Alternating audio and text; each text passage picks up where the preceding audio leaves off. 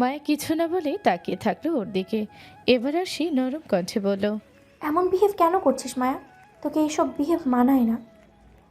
তোর এই নরম বিহেভ ঠিক হজম হচ্ছে না। সুস্থ হয়ে যা তুই তাড়াতাড়ি। কতদিন হয়ে গেল তোর সাথে ঝগড়া হয় না। মায়া ঠোঁটে সূক্ষ্ম হাসি ফুটিয়ে তুলে বলে। আমার হাতটা একটু ধর, আমি উঠতে পারছি না। আর সে আলতো হাতে মায়ের হাত ধরে। মায়া হাঁসফাঁস করে বলে, আমি যদি মরে যাই তাহলে রুদ্রকে বিয়ে করে নিস। দেখিস ওকে কেমন, ও অনেক কষ্ট পাবে আমি চলে গেলে, কিন্তু তুই থাকলে ও নিজেকে সামলে নিতে পারবে। এসব বলে না মায়ু, ভালো হয়ে যাবে তুই। আর সে মায়ের মাথায় হাত বুলিয়ে দিয়ে বলে, ও আমার সাথে ভালো না থাকলেও তোর সাথে ভালো থাকবে। কখনো ওকে ছেড়ে যাস না কেমন। আমার জন্য আলাদা হয়ে গেছিস তোরা, কিন্তু আমি মরে গেলে যাতে এক হয়ে যেতে পারিস। তুই ওকে দেখে রাখবি তো আরশি। আরশির কষ্ট লাগে এসব কথায়। মায়ের সাথে সবসময় ঝগড়া হলেও ওর বন্ধুরা যেমন ওর সাথে লেগে থাকতো, আরশিও তেমন লেগে থাকতো মায়ের সাথে। বন্ধুত্ব না হলেও শত্রুতা ছিল আরশার ভাবে। আরশি ভেজা গলায় বলল, তোর মনে হয় রুদ্র এমন করবে? তুই জানিস না ও তোর জন্য কেমন করে। ওকে স্বার্থপর ভাবছিস? তুই নিজেও তো বলিস ও কনফিউজড হয়ে যায় কি করবে, তাই এমন করেছে তোর সাথে। নয়তো তোকে ভালোবাসে অনেক। তোদের বিয়ের পর যতবার আমার সাথে দেখা করতে এসেছে ততবারই তোর কথাই বলতো। তুই না কি কথা বলিস না। আম, বাড়ি যাওয়ার পরে একবারও ফোন দিসনি। ও লজ্জায় কল করতে পারছে না তোকে। সত্যি ও অনেকবার যেতে চেয়েছিল তোর বাড়ি তোকে নিতে। ওর নাকি ভয় লাগতো তোর সাথে নজর মেলাতে। আর তুই এসব বলিস না, ভালো হয়ে যাবে তুই, বুঝলি? মায়া আরশির কথা অগ্রাহ্য করে বলল, অনেক অন্যায় করেছি তোর উপর, তোর ভালোবাসার মানুষকে কেড়ে নিয়েছি। যদি পারিস মাফ করে দিস আমাকে। কারো মনের ভিতর কষ্ট রেখে আমি দুনিয়া ছাড়তে চাই না। আরশি মাথা নিয়ে মায়ের হাতের উপর মাথা রাখে, কাঁপা কাঁপা গলায় বলে, এমন কেন করছিস তুই? আমি কাঁদতে চাচ্ছি না। শত্রুর জন্য কান্না করা খুবই লজ্জাজনক ব্যাপার। তুই অনেক ভালো রে মায়ু, তোর উপর আমার কোনো কষ্ট আমি রাখি না। ভালোবাসার মানুষের সাথে কোনো কম্প্রোমাইজ না, তুই সেটাই করেছিস। কিন্তু এখন কি করছিস তুই? তোর সবচেয়ে প্রিয় মানুষটাকে দিয়ে দিচ্ছিস, তাও আমাকে। এসব তোর ক্ষেত্রে মানায় না রে, ভালো হয়ে যাবি তুই। আরশি মুখ তুলে তাকায় মায়ের দিকে। মায়ের চোখের কানি সে ফোটে ফোটে পানি গড়িয়ে বালিশ ভিজিয়ে দেয়। অক্সিজেন মাস্কের ভিতর ঠোঁট দুটো শুষ্ক, ঠোঁট দুটো ধীর ধীর করে কাঁপে। কিছু বলার জন্য সে বাধা দেয়, চোখের পানি মুছে দিয়ে বলে, আর কিচ্ছু বলিস না, উত্তেজিত হয়ে যাচ্ছিস তুই। খারাপ লাগছে কোথাও? বুকে ব্যথা। ডক্টরকে ডেকে আনছি আমি। আরে তেমন ব্যথা না, মনে হচ্ছে আর দেখতে পাবো না কাউকে, ছেড়ে চলে যেতে হবে সবাইকে, এমন মনে হচ্ছে। কিচ্ছু হবে না তোর। ঘুমের ইঞ্জেকশন দেওয়ার টাইম পেরিয়ে যাচ্ছে। আমার জন্য নার্স ইঞ্জেকশন দিতে আসতে পারেনি, আমি ডাকছি তাকে। আরশি বেরিয়ে আসে কক্ষ থেকে। দরজার সামনে রাহুলকে দেখে থেমে যায়। রাহুল কান্না ভেজা চোখে তাকালো ওর দিকে। চোখে প্রশ্ন, কেন তুমি মায়াকে এসব বলতে বাধ্য করলে? আরশি মাথাটা নিচু করে চলে যায়। রাহুল আরেকবার কক্ষে গিয়ে মায়ের সাথে দেখা করে আসে। নার্স গিয়ে ঘুমের ইঞ্জেকশন দিয়ে আসে মায়াকে। আরশি চলে যাওয়ার 40 মিনিট পর হন্তদন্ত হয়ে নার্স বেরিয়ে আসে, চিৎকার করে ডক্টরকে ডাকে। হামিদ স্যার, পেশেন্ট কেমন করছে? পালস রেট একদম লো। পেশেন্টের শ্বাস প্রশ্বাসের গতি স্বাভাবিক না। ডক্টর দৌড়ে আসে। সবার চোখে মুখে আতঙ্ক ছড়িয়ে যায় এসব শুনে। ডক্টর বলে, পেশেন্টের বডি সব ধরনের মেডিসিন নেওয়া বন্ধ করে দিয়েছে, অক্সিজেন নিতে পারছে না, স্যালাইন বডিতে পুশ হচ্ছে না। পেশেন্ট নিজেই বেঁচে থাকার সমস্ত আশা ছেড়ে দিয়েছে, সে নিজেই বাঁচতে চাচ্ছে না। তার মস্তিষ্কের প্রতিনিয়তই মৃত্যুর কথা ঘুরছে। আর আমাদের বডি আমাদের মস্তিষ্ক থেকেই উদ্দীপনা গ্রহণ করে, তাই ওর মস্তিষ্ক যেটা ভাবছে সেটা বডিতেও ইফেক্ট করছে ওর। রুদ্রের মাথাটা ঘুরে ওঠে এসব কথা শুনে। পা জ্বলছে। এজন্যই তো মায়াকে ছেড়ে যেতে চায়নি ও। আর আরশি, আরশি কেন এসেছে? মায়াকে রুদ্রকে দেখে রাখতে বলেছে মানে? রুদ্র ব্যালেন্স রাখতে না পেরে পড়ে যাবে। তার আগেই রাহুল ধরল ওকে। জানালো এখনও সব আশা শেষ হয়ে যায়নি, ডক্টররা দেখছে ওকে। আল্লাহ চাইলে ভালো হয়ে যাবেও। রুদ্র বাহিরে সবার মতো অপেক্ষা করার ধৈর্য পায় না। সবাইকে ডিঙিয়ে কক্ষের ভেতরে ঢোকে। ডক্টর হতভঙ্গিতে দাঁড়িয়ে আছে মায়ের বেডের সামনে। তার আশেপাশে 3-4 জন নার্স। রুদ্র ঢোক গিলে তাকায় সবার দিকে। সবাই দাঁড়িয়ে থাকায় মায়াকে দেখা যায় না। নার্সরা সবাই অসহায় চোখে তাকায় ওর দিকে। হামিদ ইয়াসির এখনও মাথা নিচু করে দাঁড়িয়ে আছেন, হয়তো চোখের পানি আর নিজের অপারগতা দেখাতে চাচ্ছেন না কাউকে। হার্টের মেশিনের লাইনগুলো সমান হয়ে চলছে। রুদ্র সেদিক থেকে চোখ ফিরিয়ে টলমলে দৃষ্টিতে তাকালো সামনে। হামিদ ইয়াসির এগিয়ে আসেন ওর দিকে। ওর কাঁধে হাত রেখে ভেজা গলায় বলেন, সরি বাবা, আমি তোমার মায়াকে তোমার কাছে ফিরিয়ে দিতে পারিনি। বাঁচানোর মালিক তো সৃষ্টিকর্তা, আমি তো শুধু ছিলাম মাত্র। সৃষ্টিকর্তা তাকে এই দুনিয়ায় এইটুকু সময় দিয়েই পাঠিয়েছিল। আমি সম্পূর্ণ চেষ্টা করেছি, কিন্তু সৃষ্টিকর্তার ইচ্ছার উপরে কারোর হাত নেই। বলে চোখ মুছতে মুছতে বাহিরে চলে যান তিনি। হসপিটালে কারো আহাজারি আর বজ্রপাতের শব্দ একাকার হয়ে মিশে যাচ্ছে। স্বজন হারানোর তীব্র দুঃখে কলিজা ফেটে টুকরো টুকরো হয়ে যাচ্ছে সবার। বুকের ভেতর এক আকাশ সমান যন্ত্রণা। কারো চোখের পানি যেন বাদ মানছে না। মাহিরা খান চিৎকার করে কাঁদছেন। রাফানা চৌধুরী বসে আছেন তার পাশে। কাঁদতে কাঁদতে ক্লান্ত হয়ে গেছেন তিনি। কিছুক্ষণ পর পর হিচকি তুলছেন। পাশেই রুহানি আর রাহুলের মা হু হু করে কাঁদছেন। মোস্তাফিজ খান শব্দ করে কাঁদছেন। তার বুকের মধ্যে কি হচ্ছে তা কাউকে বোঝাতে অপারগ তিনি। মাহিরা খান চিল্লিয়ে কেঁদেও শান্তি পাচ্ছে না। তার একটা মাত্র মেয়ে, বেঁচে থাকার একমাত্র সম্বল। ছোটবেলা থেকে একটা বাচ্চার মতো বড় করেছে ওকে। কখনো ধমক পর্যন্ত দেননি তিনি। সবসময় ওর সব জেদ, সব ইচ্ছা পূরণ করেছে। তবু কেন এভাবে নিষ্ঠুরভাবে চলে গেল মায়া? কেন কেন? রোয়ান চৌধুরী বিলাপ করে কাঁদছেন। রুদ্র আর মায়া তার জন্য কখনোই আলাদা ছিল না। সবসময় দুজনকে নিজের সন্তানের মতো দেখেছেন তিনি। রুহানি চুপচাপ বসে আছে। দেখে মনে হচ্ছে হয়তো কাঁদতে জানে না। রিয়ানা ওর কাঁধে মাথা রেখে হিচকে তুলছে। রাহুল মেঝেতে বসে নিশ্চুপ চোখের পানি বিসর্জন দিচ্ছে। সাহিল আর আরিয়ানেরও একই অবস্থা। পাশের কেবিনেই রুদ্রকে স্যালাইন দিয়ে রাখা হয়েছে। মায়ার মৃত্যুর সংবাদ নিতে পারেনিও, জ্ঞান হারিয়েছে।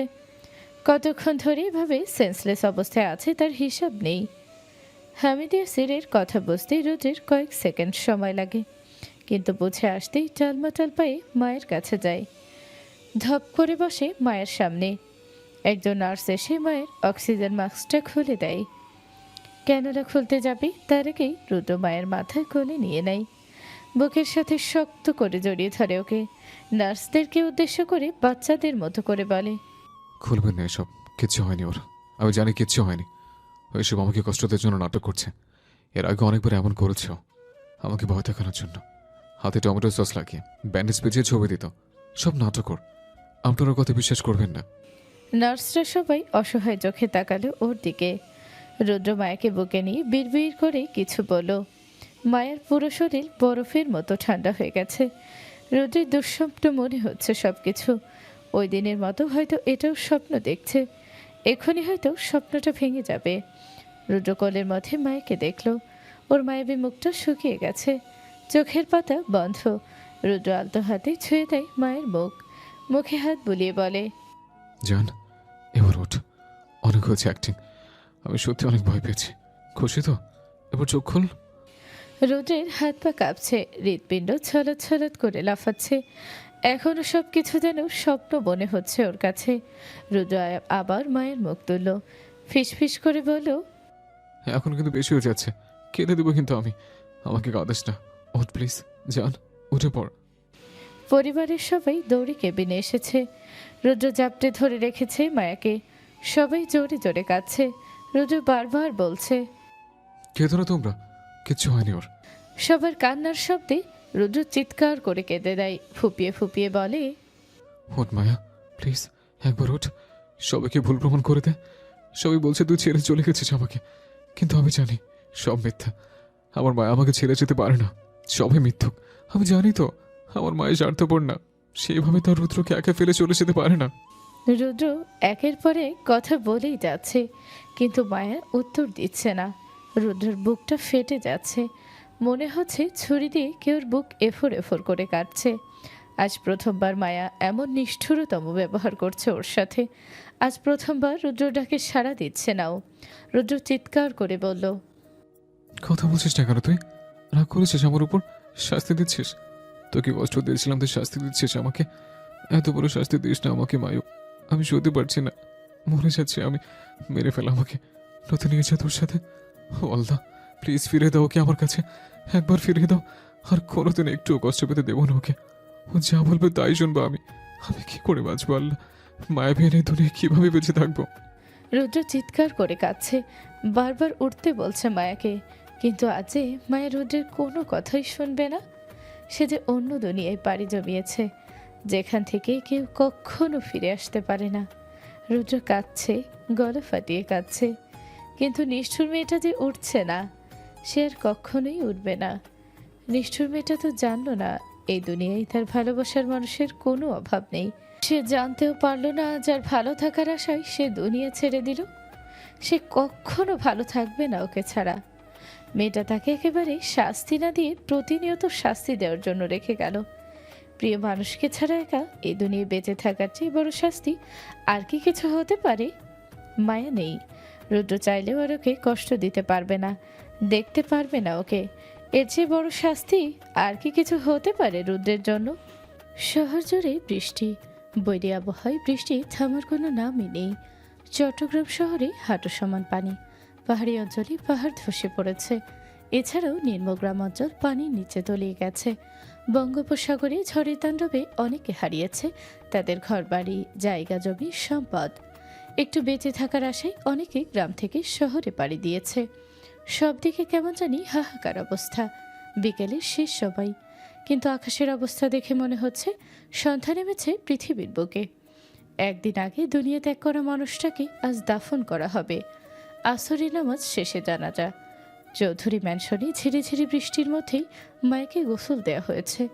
আশেপাশের প্রতিবেশীরা সহ অনেক আত্মীয় এই বৃষ্টির মধ্যেই জানাজা পড়তে এসেছে। খাটিয়ার মধ্যে শোয়ানো হয়েছে মায়াকে। এলাকার বড় মসজিদের সামনের মাঠেই জানাজা সম্পন্ন করা হবে। রাহুল এসে মায়ের খাটিয়ার খুঁটিতেই হাত দিল। সামনে আরেকটি খুঁটি ধরল মুস্তাফিজ খান, পেছনে দুটি খুঁটি ধরল আরিয়ান আর সাহিল।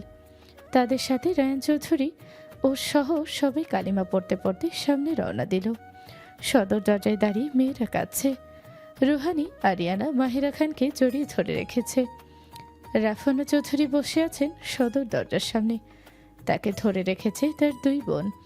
বাড়ির ভেতরটা মানুষে গিজগিজ করছে। রুদ্র ওর মায়ের আত্মীয় সহ ওদের বন্ধুদেরও অনেক আত্মীয় এসেছে। ছেলেরা গেট পার করতেই ঝুম বৃষ্টি শুরু হলো।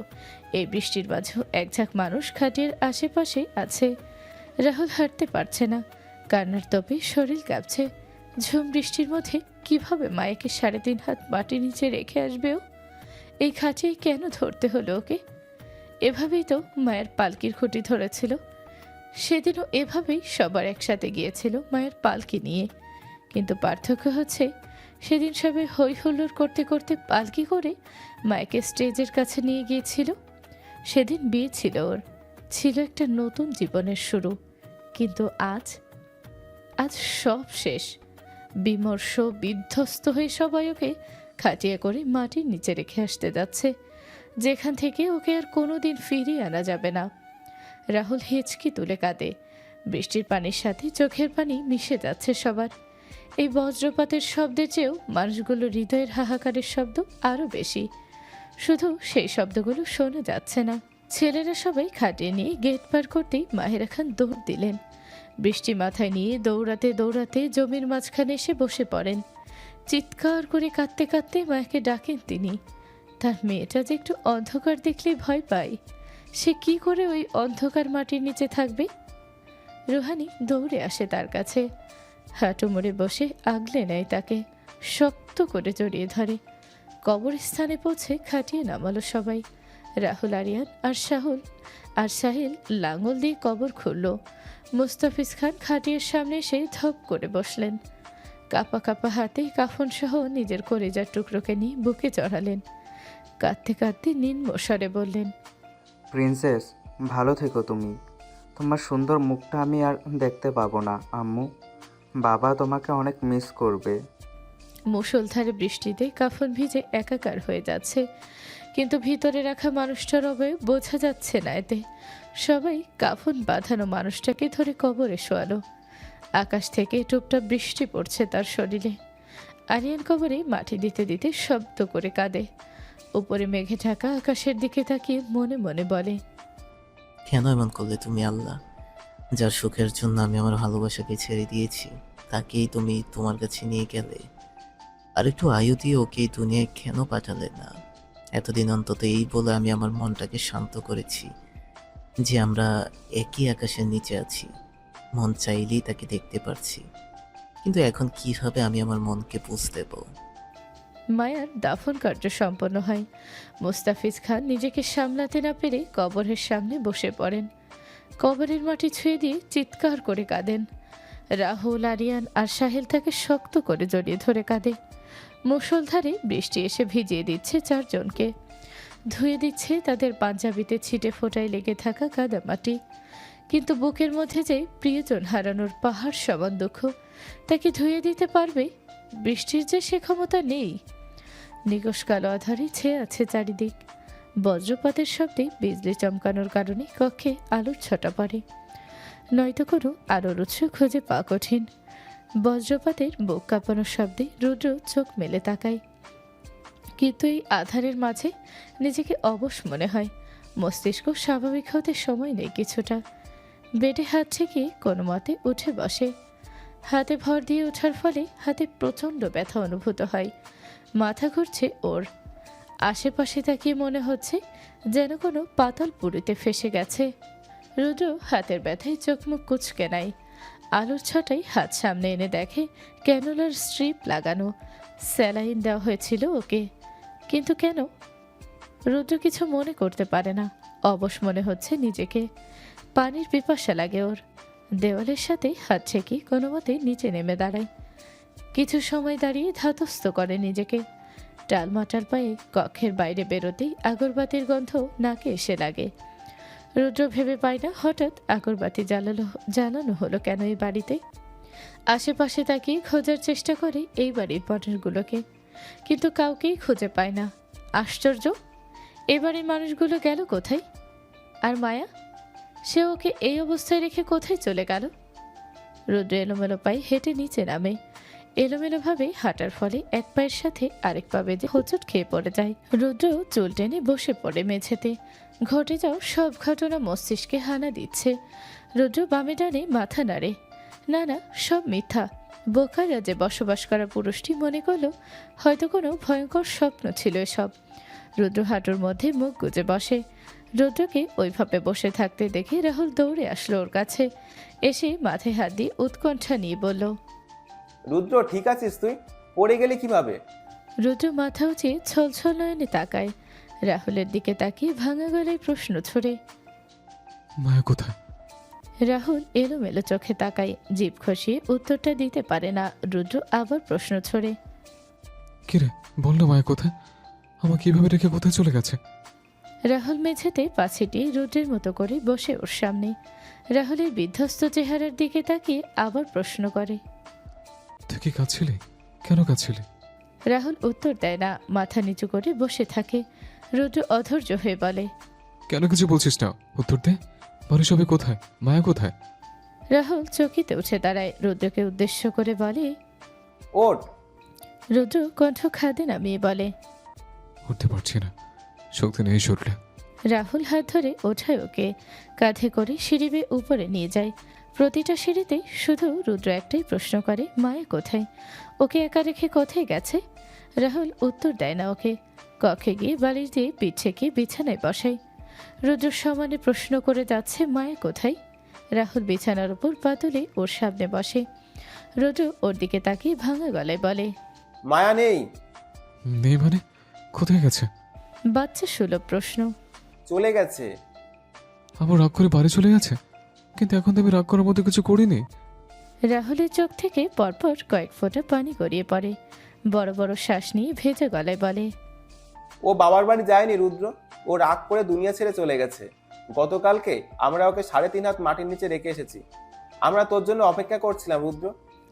রুদ্র বোকা বোকা চোখে তাকালো রাহুলের দিকে, শান্ত স্বরে বলল, স্বপ্ন ছিল না ওসব। রাহুল মুখে হাত চেপে কাঁদে, চোখ মোছার প্রয়াস চালায় না। রুদ্রকে বলে, কিন্তু ডাক্তার বলছিল তোর মস্তিষ্কে চাপ পড়েছে, তুই জানাজা পড়ার মতো অবস্থায় ছিলি না। তারপরও তোকে তোলার চেষ্টা করেছে অনেকবার, পারিনি তোকে তুলতে। 2 দিন ধরে সেন্স ছিল না তোর, সেলাইন দিয়ে রাখা হয়েছিল তোকে। রাহুল ঠোক গেল, রুদ্রের দিকে না তাকিয়েই বলে, তোর জ্ঞান ফেরার কোনো চান্স ছিল না, অপেক্ষা করার মতো পরিস্থিতি ছিল না রুদ্র। বেশিক্ষণ রাখা সম্ভব ছিল না ওকে, রাখলে ও আরো কষ্ট পেত। তুই কি চাস তোর মায়া কষ্ট পাক? রাহুল তাকালো রুদ্রর দিকে, তাকে অবাক হলো ভীষণ। রুদ্রর শান্ত দৃষ্টি, যেন কিছুই হয়নি। রাহুল চোখ মুছে বলল, রুদ্র, তোর কান্না পাচ্ছে না? তোর সবচেয়ে প্রিয় মানুষটা আর নেই রুদ্র। তোকে কখনো আর নাম ধরে ডাকবে না সে, তোকে আর কখনো শাসন করবে না, তোর জন্য আর কখনো অপেক্ষা করবে না। তোকে ছেড়ে চলে গেছে সে, আর আসবে না কখনো। তুই হাজার ডাকলেও আর আসবে না। রুদ্র তবু নির্লিপ্ত নিশ্চুপ। রাহুল ভয় পায় ওর এই নিশ্চুপতা দেখে, কাছে গিয়ে কাঁধে হাত রেখে বলে, কাঁদ রুদ্র, একটু কান্না কর, হালকা কর নিজেকে, নয়তো এই ভার সইতে পারবি না তুই। রাহুল কান্না করে দেয়, রুদ্রকে জড়িয়ে ধরে। রুদ্র তবুও কোনো ভাবাবেগ হয় না, রাহুলের ভয় করে। রুদ্রের শান্ত ব্যবহারে মনের মধ্যে আতঙ্ক সৃষ্টি হয়। সময়টা ঠাউর করা যাচ্ছে না, রাতের ঠিক কোন সময় চলছে সেটা জানা নেই। রুদ্র মেঝেতে পা ছড়িয়ে খাটের সাথে হেলান দিয়ে বসে আছে। আলগোছে হাতে কালো রঙের পলাটে আবৃত একটি ডায়েরি ধরে রাখা।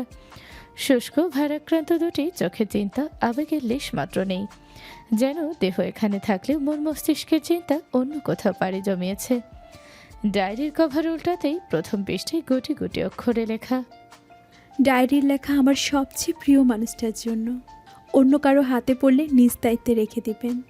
রুদ্র দ্বিতীয় পৃষ্ঠা উল্টায়, পড়তে থাকে, আমার জীবনের সবচেয়ে মধুর স্মৃতি কেটেছে আমার মা, বাবা আর আমার বন্ধুদের সাথে। ওরা শুধু আমার বন্ধু নয়, আমার পরিবার, ভালো থাকার প্রেরণা। ছোটবেলা থেকে এই মানুষগুলোর সাথে মারামারি, হইচই হুল্লোড় করে বড় হয়েছি। কিন্তু এই মারামারি দুষ্টামির সম্পর্কে যখন কেউ একজনের প্রতি অন্যরকম অনুভূতি চলে আসে, তখন ছোটবেলা থেকেই মা বাবার অতি আদরের বড় হওয়া সন্তান আমি হয়তো কিছুটা বিগড়ে গেছি। অনেকের ভাষায় এই কিছুটা বাড়াবাড়ি রকমের। মা বাবার কাছে যখন যা চেয়েছি তাই পেয়েছি, তাই যেটা চেয়েছি সেটা পেতে অভ্যস্ত আমি। ছোটবেলা থেকে এমন ধারণা মনের মধ্যে পুষে রেখেছি, যেটা আমার সেটা শুধুই আমার। আমার জিনিসের দিকে কেউ নজর পর্যন্ত দিতে পারবে না, এভাবে এমন একজনকে খুব করে চেয়েছি আমি। কিন্তু সে আমাকে চায়নি, সে আমাকে শুধু বন্ধুত্বর মতোই চেয়েছে। আমি ছাড়া অন্য সব নারীকেই সে প্রেমিকা হিসেবে গ্রহণ করত। আমার ভয় লাগতো তাকে নিজের মনের কথাগুলো বলতে, যদি সে বন্ধুত্ব ভেঙে দেয়। কিন্তু সে আমার সামনেই অন্য নারীর সাথে মিশত। আমার হিংসে হতো, অসম্ভব হিংসায় বুক চলতো। কিন্তু সেই মানুষটা বুঝতো না আমার অনুভূতি, হয়তো বুঝেও কষ্ট দিতে ভালো লাগতো আমাকে। হুট করে একদিন ওর মা বাবা আর আমার মা বাবা ওর সাথে আমার বিয়ে ঠিক করলো। সেই দিন আমি জীবনের সবচেয়ে বেশি খুশি হয়েছিলাম। এমন মনে হয়েছিল আমি আমার জীবনের সব কিছু পেয়ে গেছি, এই দুনিয়ায় আমার আর কিচ্ছু চাওয়ার নেই। কিন্তু সবাই রাজি থাকলো, আমার প্রিয় মানুষটা বিগড়ে বসলো। সে কোনো মতে বিয়ে করতে রাজি ছিল না আমাকে, কিন্তু আমি যে ডেসপারেট ছিলাম তাকে পাওয়ার জন্য। আমার সব কিছুর বিনিময় হলো তাকে পাওয়ার ছিল। এই অতিরিক্ত চাওয়ার কারণে ছলনা করে বসলাম তার সাথে। হয়তো কোনো না কোনোভাবে ঠকিয়েছি তাকে, মিথ্যা নাটক সাজিয়েছি। কষ্ট পেয়েছিল সে, আমি তাকে কষ্ট দিতে চাইনি। আমি তো শুধু তাকে নিজের করে পেতে চেয়েছিলাম। আমার ভালোবাসাটা সে দেখলো না, সে শুধু দেখলো আমার ছলনাটা। সে আমার সাথে থাকতে চায়নি। আমার মনে হয়েছিল কোনো না কোনো একদিন ও আমাকে ভালোবাসবে, হয়তো আমার সাথে ভালো থাকবে। কিন্তু ও আমার সাথে থাকতেই চায়নি কোনো দিন। আমার না অনেক কষ্ট হতো যখন আমি দেখতাম ও আমার সাথে ভালো নেই, ও আমাকে চায় না। কিছু পৃষ্ঠা খালি, 6 পৃষ্ঠা থেকে আবার লেখা শুরু। আরশি সুইসাইড করে বসলো, আমার প্রিয় মানুষটার প্রাক্তন। ও এখন বেশিরভাগ সময় আরশির সাথেই থাকে, আরশির খেয়াল রাখে। আমি ভুল ধরি না এতে। একজন অসুস্থ মানুষের পাশে থাকতেই পারে ও, কিন্তু আমার সাথে কেন এমন করে ও? প্রতিনিয়ত আমাকে বুঝিয়ে দেয় ও আমাকে চায় না, আমি ওর জীবনে বোঝা। ও অনেক চেষ্টা করেছে আমার সাথে ভালো থাকার, সংসার করার, কিন্তু ও নাকি ব্যর্থ হয়েছে বারংবার। ও সমঝোতা করতে করতে ক্লান্ত, আমার সাথে থাকা ওর পক্ষে সম্ভব না। ও মুক্তি চায়, ডিভোর্স চায়, এই পুতুল খেলার সংসারও আর করতে পারছে না। কিন্তু আমি কি করে থাকবো ওকে ছাড়া? ওকে এক বিন্দু না দেখলে যে আমার দম বন্ধ হয়ে আসে। বাড়িতে চলে এসেছি, ওর একটু সময় দরকার। ও বুঝতে পারছে না ওর কি করা উচিত। ও কনফিউজড হয়ে গেছে, আমার সাথে থাকবে নাকি না। কতদিন হলো আমিও বাড়ি থেকে চলে এসেছি, কিন্তু রুদ্র একবারও খোঁজ নেয়নি আমার। বেঁচে আছি নাকি মরে গেছি সেটাও জানে না ও। ভালোই আছে আমাকে ছাড়া, আমি মরি বা বাঁচি তাতে ওর কি। আজ ভার্সিটিতে দেখলাম আরশির সাথে, ভালোই লাগছিল দুজনকে, হাসছিল দুজনে, খুশি উপচে পড়ছিল দুজনের মুখে। কিন্তু আমার সাথে থাকলেও একটুও হাসতো না, উল্টো বিরক্ত হতো আমার সব কথায়, গোমরা মুখে কথা বলতো আমার সাথে। আমার আর সহ্য হচ্ছে না, কি করব আমি, কোথায় যাব, কি করলে এই মানসিক যন্ত্রণাগুলো থেকে মুক্তি পাবো, কি করলে ওর স্মৃতি আমাকে আর তাড়া করে বেড়াবে না। প্রতিটা সেকেন্ডে মনে পড়েছে, খুব করে মন চাইছে একটু করে কথা বলতে ওর সাথে, একটু করে ফোন করে কথা বলতে, মনটা কেমন করছে, কিন্তু পারছি না। ও আবার বিরক্ত হবে আমার নাম্বার দেখে, নাক মুখ কুঁচকে বিরক্তির সহিত হয়তো ফোন কেটে দেবে। রাতে ঘুম হচ্ছে না, ঘুমাতে গেলেই আজে বাজে স্বপ্নে ঘুম ভেঙে যায়। ওর স্মৃতি আমাকে ঘুমাতে দিচ্ছে না। আমি ক্লান্ত, ঘুমের মেডিসিন নিতে নিতে। কোথায় গেলে একটু শান্তি মিলবে, কোথায় গেলে আমি আমার বেস্ট ফ্রেন্ডকে খুঁজে পাবো, যে আমাকে বন্ধু হিসেবে হলেও ভালোবাসতো। কিন্তু আমি যে ওকে নিজের করে পাওয়ার আশে নিজের বন্ধুত্বটাই হারালাম। আমি ক্লান্ত হয়ে পড়েছি ওর ভালোবাসার জন্য অপেক্ষা করতে করতে। আমি আর পারছি না, অসম্ভব কষ্ট হচ্ছে আমার। এই কষ্ট থেকে মুক্তি কখন মিলবে? একমাত্র মৃত্যুই আমাকে এই যন্ত্রণা থেকে মুক্তি দিতে পারবে। একমাত্র মৃত্যুই আমার প্রিয় মানুষটাকে আমার থেকে মুক্তি দিতে পারবে। আর আমার থেকে মুক্তি পেলেই ও ভালো থাকবে। নিজের প্রিয় মানুষটাকে ও অন্যের সাথে দেখার মতো মৃত্যু যন্ত্রণা সহ্য করাচ্ছে, মৃত্যুই কি শ্রেয় নয়? প্রতিটা পৃষ্ঠা কুঁচকে আছে, নিঃসন্দেহে প্রতিটি লাইন লেখার সময় মায়ের চোখের পানি টপ টপ করে পড়েছে ডায়েরির পাতার উপর। কয়েকটা খালি পৃষ্ঠার পর চিঠির ন্যায় লেখা। প্রিয় রুদ্র, ভালোবাসা বুঝিস? বুঝবি কি করে? কোনো দিন তো কাউকে ভালোবাসিসনি, কোনো দিন তো কারো ভালোবাসার জন্য বুক পেতে বসে থাকিসনি। কীভাবে বুঝবি একতরফা ভালোবাসার জ্বালা? কিন্তু আমি ভালোবেসেছি রুদ্র, কাউকে খুব করে ভালোবেসেছি আমি। এমন একজনকে ভালোবেসেছি যে আমাকে ভালোবাসে না। প্রতিনিয়ত তার কাছে ভালোবাসার দাবি নিয়ে গিয়েছি, তারপর ভাঙা মন নিয়ে ফিরে এসেছি। সে আমাকে ভালো না বাসুক রুদ্র, কিন্তু তার প্রতি তো আর আমার ভালোবাসা কমবে না। তাকে ভালোবাসতে গিয়ে আমার মৃত্যু হোক, কিন্তু তারপরও তার প্রতি আমার ঘৃণা না আসুক। বন্ধু, অনেক অনেক সরি তোকে, অনেক অন্যায় করেছি তোর সাথে, ছলনা করেছি, মাফ করে দিস আমাকে। মনের মধ্যে কষ্ট রাখিস না কেমন? জীবনটাকে আরেকবার সুযোগ দিস। যেভাবে সব সময় আমাদের বিয়েটাকে পুতুল খেলা বলতিস, সেভাবে পুতুল খেলা মনে করে ভুলে যাস বিয়েটা। কিন্তু আমাকে ভুলে যাস না আবার। তোর ছোটোবেলার বেস্ট ফ্রেন্ড হিসেবে সারা জীবন মনে রাখবি আমাকে। আর হয়তো বেশিক্ষণ থাকতে পারবো না এই দুনিয়ায়, দোয়া করবি আমার জন্য। আরশিকে বিয়ে করে নিস, ভালো থাকিস দুজনে কেমন? তুই ভালো থাকলে আমিও ভালো থাকবো। আমি সব সময় তোর সাথে থাকবো রুদ্র। তুই আমাকে ছুঁতে না পারলেও অনুভব করতে পারবি। আমাদের আবার দেখা হবে, কোথাও না কোথাও আমাদের সাথে দেখাই হবে। ইহকালে তোর দাবি ছেড়ে দিল, পরকালে আমি তোর দাবি ছাড়বো না। স্বর্গদ্বারে তোর অপেক্ষায় থাকবো আমি। সেই দিন আমার থেকে তোকে কেউ কেড়ে নিতে পারবে না। সেই দিন তুই শুধু আমার হবি। শুধুই আমার। ইতি তোর বেস্ট ফ্রেন্ড। রুদ্র ডায়েরি বন্ধ করলো। বুকের ভেতরটা হাঁসফাঁস করছে চিৎকার করে কাঁদার জন্য, কিন্তু কাঁদতে পারছে না ও। চোখ দিয়ে একটু পানি পড়ছে না। রুদ্র বুকে হাত দিয়ে জোরে জোরে শ্বাস নেয়। নিঃশ্বাস বন্ধ হয়ে যাচ্ছে। আশেপাশে তাকিয়ে চেনা মুখকে খোঁজার প্রয়াস চালায়, কিন্তু হাজার চেষ্টা করেও খুঁজে পায় না তাকে। কি করে পাবে? মানুষটা যে ছেড়ে চলে গেছে ওকে। অনুভূত হচ্ছে না কিছুই। ওর দেহটা বেঁচে আছে, কিন্তু আত্মা যে ওই মানুষটার সাথেই 3.5 হাত মাটির নিচে দাফন হয়ে গেছে। ঘড়ির কাঁটায় টিকটিক শব্দ হচ্ছে। রুদ্র গুটিসুটি মেরে ফ্লোরে শুয়ে আছে। বুকের সাথে শক্ত করে জড়িয়ে ধরে আছে ডায়েরিটা। হৃদয় চিৎকার করে কাঁদলেও সে কান্না বাইরে প্রকাশ করতে ব্যর্থ হচ্ছে বারংবার। মনের মধ্যে কারো সুন্দর মায়াবী মুখ বারবার উকি দিয়ে যায়। কত সুন্দর করে মানুষটা বলে গেছে ওকে আরেকজনের সাথে ভালো থাকতে, সংসার পাততে। মনের মধ্যে ঝংকার তুলে প্রতিধ্বনিত হলো স্বার্থপর। মায়া ভীষণ স্বার্থপর। কত সুন্দর করে ওকে একা ফেলে চলে গেছে মেয়েটা। একবার ভাবলো না না রুদ্র কি করে বাঁচবে। মায়া মরে গেছে, আর রুদ্র বেঁচে থেকে প্রতিনিয়ত মরছে। রুদ্র উঠে বসলো। ডায়েরিটা টেবিলের ডেস্কে ঢুকিয়ে রাখলো যত্ন করে। পা টেনে কক্ষের বাহিরে বেরোয়।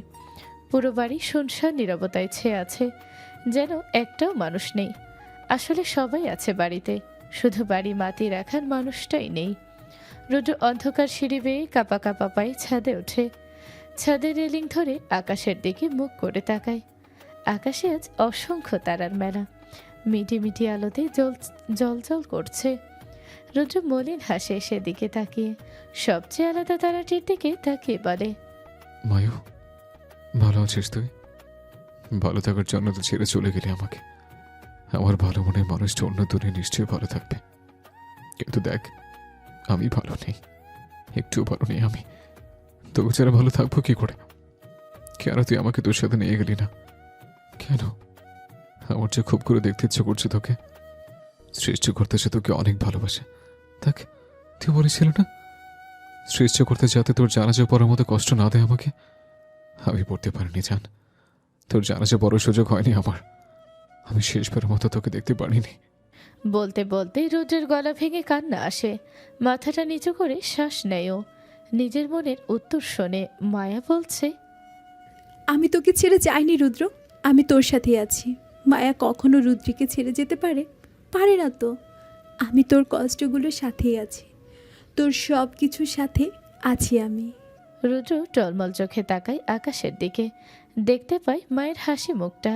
ও আসলে হ্যালোসিনেশনে ভুগছে। ওর মনে হচ্ছে মায়া ডাকছে ওকে। মেয়েটা তো ওকে ছাড়া থাকতে পারে না। বেঁচে থাকতে তো রাখলো না ওকে নিজের কাছে। ওই জগতেই না হয় একসাথে থাকলো ওরা। রুদ্র হাসলো তার সাথে। রেলিংয়ের উপর উঠে দাঁড়ালো। আকাশের দিকে তাকিয়ে বলল, জান, তোর আর আমার দূরত্ব শুধুই মাটির শরীর ছাড়া আর কিছুই নয়। তাই আত্মাকে মুক্তি দিয়ে তোর কাছে আসছে।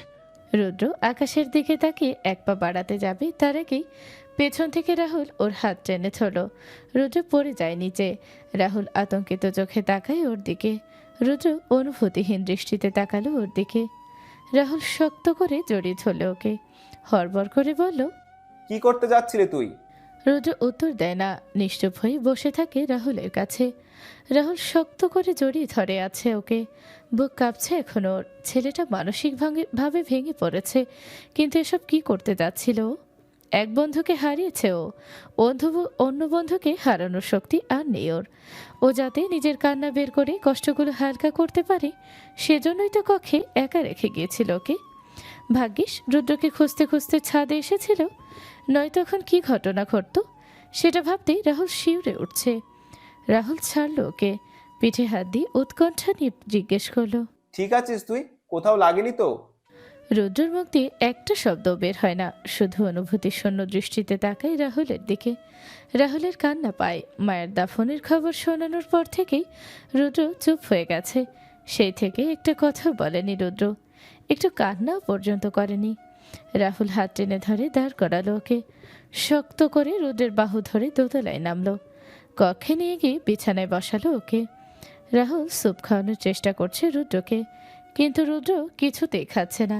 রাহুল চামচ ধরে অসহায় চোখে তাকিয়ে আছে ওর দিকে। ও চামচটা মুখের কাছে নিয়ে গেলেই হয় রুদ্র বামে মাথা ঘোরে, না হয় টানে। রাহুল নরম গলায় বলল, এমন কেন করছিস? কদিন ধরে না খেয়ে আছিস, হিসাব আছে? এরকম করলে তো মরে যাবি রুদ্র। মরে যেতে চাস? রুদ্র বালিশের কাছে মাথাটা হেলিয়ে দেয়। অপলকে রাহুলের দিকে তাকিয়ে ভাঙা গলায় বলে, যদি মরে যেতে পারতাম তাহলে মায়ের সাথে আবার দেখা হতো, মেয়েটাকে আর অপেক্ষা করতে হতো না আমার জন্য। কিন্তু তুই তো আমাকে আটকে দিলি। রাহুল হতভম্ব হয়ে তাকায়। শোকে পাগল হয়ে গেছে ছেলেটা। বিধ্বস্ত মস্তিষ্কে উল্টোপাল্টা চিন্তা ভাবনা আসছে। রাহুল ঝোঁক গিলে বলে, রুদ্র, তুই মরে গেলেই কি সব ঠিক হয়ে যাবে? সব ঠিক হবে কিনা জানি না, কিন্তু আমি এই যন্ত্রণা থেকে মুক্তি পাবো। জানিস, আমার না শ্বাস নিতে অনেক কষ্ট হচ্ছে। বুকের ভেতর কেমন যেন লাগছে, আমি বোঝাতে পারছি না রে। উফ, খুব ব্যথা হচ্ছে বুকে, অনুশোচনা হচ্ছে। জানাজাটাকে অন্তত পড়তাম আমি, কোনো দায়িত্বই তো পালন করলাম না, কিচ্ছু দিতে পারলাম না ওকে। তবু এত বড় শাস্তি তো আমি রিজার্ভ করতাম না। ও আমাকে এত বড় শাস্তি না দিলেই পারতো। মৃত্যুর ওপর কারো হাত নেই রুদ্র। আল্লাহ চেয়েছে মায়াকে তার কাছে নিয়ে যেতে, তাইও চলে গেছে। তুই জানিস না, আল্লাহ যেসব বান্দাদের বেশি ভালোবাসেন তাদেরকে তাড়াতাড়ি নিয়ে যান। রুদ্র মলিন হাসে। নীরবতায় কেটে যায় কিছুটা সময়। নীরবতা ভেঙে রুদ্র বলে, ভালোই করেছিস আমাকে পাচ্ছি। এ নিষ্ঠুর যে আমাকে অনেক অনেক দায়িত্ব দিয়ে গেছে রে। যদি ছাদ থেকে পড়ে যেতাম তাহলে এতক্ষণে হয়তো ওর কাছে পৌঁছে যেতাম, কিন্তু ওর দেওয়া দায়িত্ব তো পূরণ করা হতো না। এক অসীম যন্ত্রণা নিয়ে আমাকে বেঁচে থাকতে হবে রাহুল।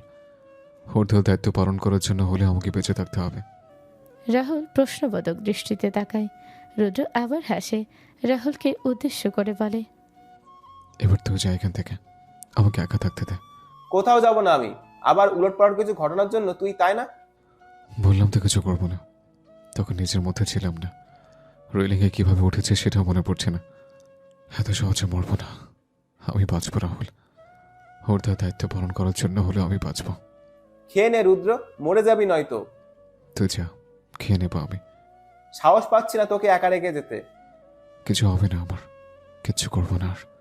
বাড়িতে কেউ নেই রুদ্র, সবাই খান মঞ্জিলে গেছে। আমিও চলে যেতাম, কিন্তু তোকে এই অবস্থায় ফেলে যেতে পারিনি। তোর জন্য যখন থেকে গেছি, তুই আমার দায়িত্ব। ভয় লাগছে তোকে একা ছাড়তে। কিছু হবে না রাহুল, শুধু একটু একা থাকতে চাই। রাহুল উঠে দাঁড়ালো। খাবার খাওয়ার কথা মনে করে দিয়ে কক্ষের বাহিরে চলে গেল। রুদ্র নিশ্চুপে বসে থাকে। বুকের মধ্যে কি যে বয়ে যাচ্ছে তা মুখের দিকে তাকিয়ে বোঝা সম্ভব নয়। রুদ্র পাশ ফিরে মায়ের বালিশে হাত বুলিয়ে দিল। এই বালিশে মাথা রেখে ঘুমিয়েছে খুব কম। সবসময় রুদ্রর বুকের মাথায় রেখে ঘুমাতো। রুদ্র বিছানা ছেড়ে বেলকনিতে আসে। গোলাপ গাছগুলো আলতো হাতে ছুঁয়ে দেয়। বেলকনিতে আসতেই বুক ভারী হয়ে আসে ওর। মায়ার সবচেয়ে ফেভারিট এই বেলকনিটা। সবসময় এর বেলকনিতে এসে দাঁড়িয়ে থাকতো। রুদ্র দাঁড়িয়ে থাকতে পারে না সেখানে। দমটা বন্ধ হয়ে আসে ওর। শান্তি পাচ্ছে না, কোথাও একটু শান্তি মিলছে না। রুদ্র এলোমেলো পায়ে কক্ষে আসে। কাভার্ড খুলে মায়ের একটা ড্রেস হাতে নেয়। বুকের সাথে শক্ত করে জড়িয়ে ধরে। কাভার্ড ওয়ার্ড্রোবে সব মায়ের ড্রেস। ড্রেসিং টেবিলেও সব মায়ের জিনিসে ভর্তি। এই ফার্নিচার ভাগাভাগি নিয়ে কতই না মারামারি ঝগড়া হয়েছিল দুজনের। আজও মায়ের জিনিসগুলো সবচেয়ে বেশি জায়গা দখল করে আছে। সব জিনিস নিজের জায়গায় আছে, শুধু জিনিসগুলোর অধিকারী যে সেই নেই। রুদ্র ধপ করে বসে মেঝেতে। কান্নাগুলো দলা পাকিয়ে আসে গলার কাছে। কান্নাগুলো বাহিরে আনা দরকার, নয়তো মরে যাবে ও, এক্ষুনি মরে যাবে। রুদ্র মায়ের ড্রেসে মুখ ঢাকে। মায়ের গন্ধ লেগে আছে এই ড্রেসে। অনুভূত হচ্ছে ওকে। চোখের পানিতে ড্রেস ভিজে যায়। রুদ্র শব্দ করে কাঁদে। এতক্ষণে বুকের ভেতর ছটফটে বন্দি কান্নাগুলো বাহিরে আনতে সক্ষম হয়েছে। রুদ্র মায়ের ড্রেস বুকে জড়িয়ে মেঝেতে শুয়ে পড়ে। হিচকে তুলে ডাকে মায়াকে। রাহুল দৌড়ে আসলো ওর চিৎকারে, কিন্তু কক্ষে ঢুকতে পারল না। ভেতরে থেকে দরজা বন্ধ করে দিয়েছে। রাহুলের মনে ভয় ঢুকে যায়। ভেতর থেকে কান্নার শব্দ আসছে। রাহুল দরজায় ধাক্কা দিয়ে ডাকে ওকে। ছেলেটা আবার কিছু ঘটিয়ে না ফেলে। রুদ্র দরজা খোলে না। রাহুল ডাকতে ডাকতে ক্লান্ত হয়ে পড়ে। সারা রাত এক বিধ্বস্ত প্রেমিক তার প্রেয়সীর জন্য মন প্রাণ উজাড় করে কাঁদে। চার দেয়ালের মাঝে বন্দি করে রাখে তার হৃদয়ের বেকুলতা হাহাকার। জ্যোৎস্না রাত, চাঁদের আলো লুটোপুটি খেয়ে পড়ছে পৃথিবীর ওপর। নিঃসঙ্গ জ্যোৎস্নালয় একাকিত্বকে সঙ্গী করে দোলনার উপর বসে আছে রুদ্র। নিষ্পলক জ্যোৎস্নায় রূপমাধুরী অবলোকন করছে। রুদ্র বেঁচে আছে, মায়ার দেয়া সকল দায়িত্বকে সঙ্গী করে বেঁচে আছে। মায়াকে দেয়া প্রতিটা ওয়াদা রেখেছে। মায়ের বাবা মা, ওর বাবা মা সবাইকে দেখে রেখেছে, কিন্তু ওকে দেখে রাখার কেউ নেই। অফিস শেষে যখন ক্লান্ত হয়ে বাড়ি ফেরে তখন কেউ হাসি মুখে অপেক্ষা করে না। ওর জন্য কারো হাসি মুখের কল্পনায় পুরোটা রাত নির্ঘুম কেটে যায়, কিন্তু কেউ শাসন করে না ওকে। সব বন্ধুদের মন জুগিয়ে চলতে শিখেছে এখন, কিন্তু কেউ জানে না ওর মনটাই মরে গেছে। বন্ধু মহলের কেউ এখন আর ঘুরতে যায় না, যদিও যায় সেখানে হাসি খুশি প্রাণবন্ত জিনিসটা আর থাকে না। রুদ্র হাসি মুখেই কথা বলে সবার সাথে, কিন্তু কেউ জানে না ওর হাসি খুশি প্রাণটা ওর মানুষটার সাথে দাফন হয়ে গেছে। এখন আর কথায় কথায় রেগে যাওয়ার অভ্যাসটা নেই ওর। ওই মানুষটা ছাড়া আর কার উপর রাগ ছাড়বে? কেউ রাগ সহ্য করবে? রুদ্র এখন আর কনফিউজড হয়ে যায় না, সব সিদ্ধান্তই এখন দ্বিধাহীনভাবে নিতে পারে। তবু আফসোস যে ওকে বাঁচতে দেয় না। কেন রুদ্র নিজের ভালোবাসার চেয়েও ইগোটাকে বড় করে দেখেছে? কেন প্রিয় মানুষটার বিরুদ্ধে প্রতিশোধ নেওয়ার জন্য উঠে পড়ে লেগেছিল? কেন ইগোর চেয়ে ভালোবাসাটা বড় হয়ে দাঁড়ালো না? সবাই নিজের জীবন গুছিয়ে নিয়েছে, শুধু ও নিজেই এলোমেলো হয়ে গেছে। সব ঠিক আছে, শুধু ওর জীবনটাই থমকে গেছে। সবাই ওর হাসি খুশি সুখের আড়ালে দেখতে পায় না। প্রতিনিয়ত কিভাবে মরছে ও, কিভাবে ওর কলিজাটা ভেঙে টুকরো টুকরো হয়ে যায় কেউ জানে না। নির্জন বাগানের মাঝে দোতলায় বসে আছে রুদ্র। চাঁদের আলো ছুঁয়ে দিচ্ছে ওকে। নিষ্পলকতে তাকিয়ে আছে আকাশের গোল থালার মতো চাঁদটার দিকে। এভাবে এক জ্যোৎস্না রাতে মায়ের সাথে এই দোলনায় বসেছিল, কিন্তু আজ ওর সাথে কেউ নেই। একাকিত্বরা ওর সঙ্গী। মায়ের স্মৃতি আর ওর দেওয়া দায়িত্ব ছাড়া রুদ্রের কাছে বেঁচে থাকার মতো আর কিছুই অবশিষ্ট নেই। নির্মল বাতাস ওর গা ছুঁয়ে দেয়। বাতাসের সাথে অনুভব করে ওর প্রিয় মানুষটার উপস্থিতি। মায়া আছে, ওর মনের ভেতর আছে, থেকে যাবে সারা জীবন। ওখানে আর কেউ জায়গা করতে পারবে না কখনো। রুদ্র জায়গা দেবেই না।